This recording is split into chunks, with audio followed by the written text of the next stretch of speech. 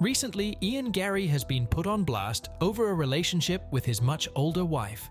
After taking on her surname, following their engagement, curiosity began to surface regarding the dynamics of their relationship.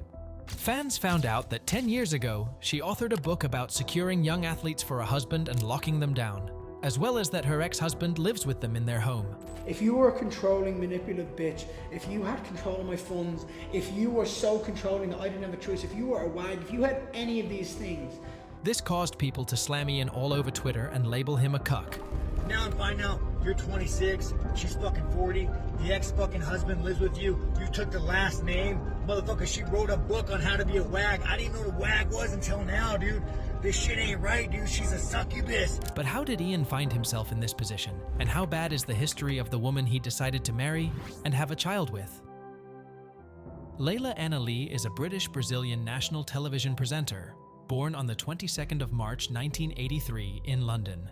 Her first public appearance was at the BMX European Championships in 2008 for Sky Sports. Her first breakthrough and the international stage came at the 2012 Summer Olympics in London, when she was chosen to be the female voice at the opening ceremony. After that, she started featuring heavily in football-related content, from hosting shows for Goal.com to American Major League Soccer events.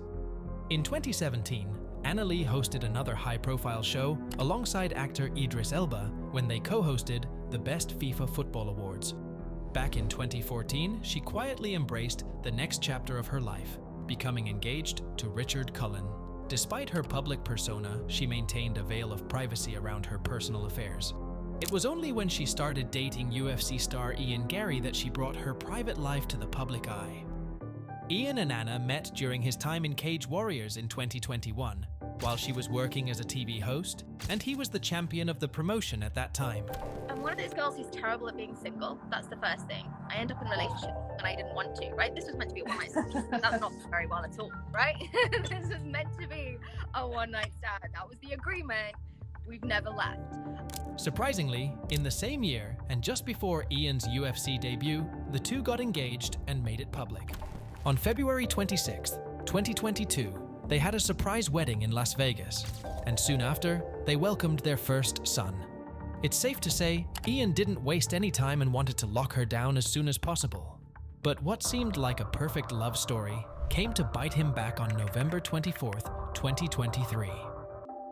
Fans had already picked up on the interesting details of their relationship, like the 14-year age difference and him adopting her surname when they got engaged. But it was only recently that more information about her came out when people on Twitter started sharing the book she authored in 2012 on how to be a wag.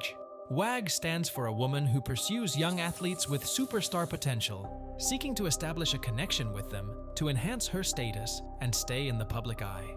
This sparked suspicion, leading people to speculate that she may have used some psychological tactics, which could potentially explain why he rushed into the marriage. Things begin to be even more weird once the public found out that her ex-husband lives with them in their house and works as his nutritionist, specifically on his vegan diet. Go try your ex-husband's abs. My new boyfriend. My new boyfriend. Because if it's true, I will sit down and go, right, we need to talk about it. If you were a controlling, manipulative bitch, if you had control of my funds, if you were so controlling that I didn't have a choice, if you were a wag, if you had any of these things, if any of them were remotely fucking true, I'd sit down and give you time and conversation. But if it's some fat wanker with a beard talking about fucking something online that that could have said online, he wants to make a podcast about it, let the cunt be. But all this couldn't go through without the current middleweight champion giving his thoughts on the situation. Surprisingly, Ian didn't take this well and decided to take this way too seriously, sending a threatening message to Sean, warning him of a potential lawsuit for character defamation of his wife. Now I'm finding out you're 26, she's fucking 40, the ex-fucking husband lives with you, you took the last name, motherfucker, she wrote a book on how to be a wag. I didn't know what a wag was until now, dude.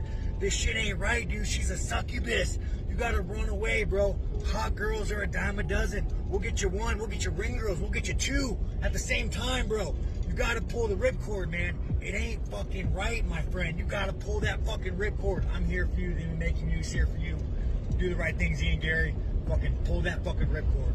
The situation is escalating rather quickly with more videos and messages coming out. This could be linked to the recent story between Logan Paul's fiancée and Dillon Danis, who came at her ahead of his fight with Logan for her promiscuous past. It is possible that Ian and his wife go through the same public shaming as the two, but not very likely. Considering Ian isn't nearly as popular as Logan, this situation might just be a current thing and fade away soon.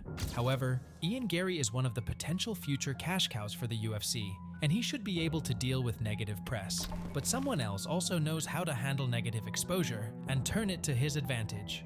So check out my deep dive into Sean O'Malley's rise to fame and how he played the cards he was dealt differently from other UFC fighters.